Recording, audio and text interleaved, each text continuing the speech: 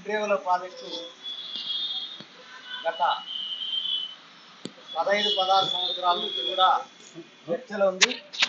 ముఖ్యంగా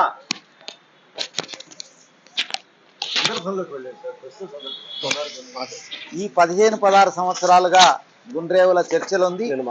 కిరణ్ కుమార్ రెడ్డి ప్రభుత్వం గుండ్రేవులకు డిపిఆర్ పంపించడం జరిగింది.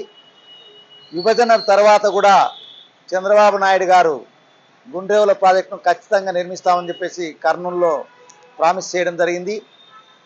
నిజానికి కేసీ కెనాల్కు 39.9 అంటే దాదాపు 40 టీఎంసీలు నికర జలాలు ఉన్నాయి. కానీ ప్రాజెక్టులు ఉన్నది మన దగ్గర వచ్చినటువంటి ప్రాజెక్టు కేవలం 2 ఉన్నాయి. ఇక్కడ 1.2 టీఎంసీతో మనకు కర్నూలు దగ్గర సుంకేసుల దగ్గర ఒక రిజర్వాయర్ ఉంది. తర్వాత 3 టీఎంసీలకు ఒక రిజర్వాయర్ ఉంది. అలగనూరు రిజర్వాయర్ 3 టీఎంసీలు దెబ్బతినడంతో కేవలం 1.2 మాత్రమే. 2.5 లక్షల ఎకరాలకు నీరందించే కేసీ కెనాల్కు కేవలం 1.2 ఉంది. కాబట్టి అప్పటి నుంచి ప్రతి ప్రభుత్వం చెప్తూనే ఉంది. చంద్రబాబు నాయుడు గారు చెప్పారు, అట్లాగే జగన్ పాదయాత్రలు చెప్పారు. కానీ ఇంతవరకు నిర్మించలేదు. నిర్మించకపోవడం వల్ల 2.5 లక్షల ఆయకట్టు ఈరోజు ఒక పంటకు కూడా నిలిచేటువంటి పరిస్థితి లేదు.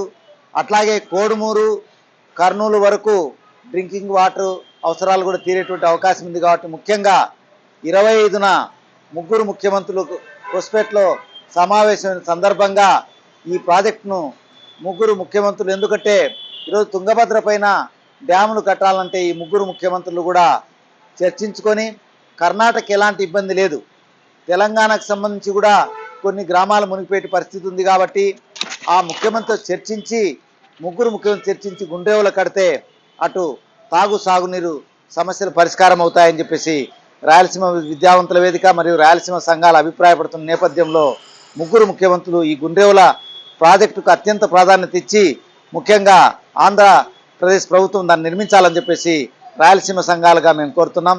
జై రాయలసీమ, జై జై రాయలసీమ.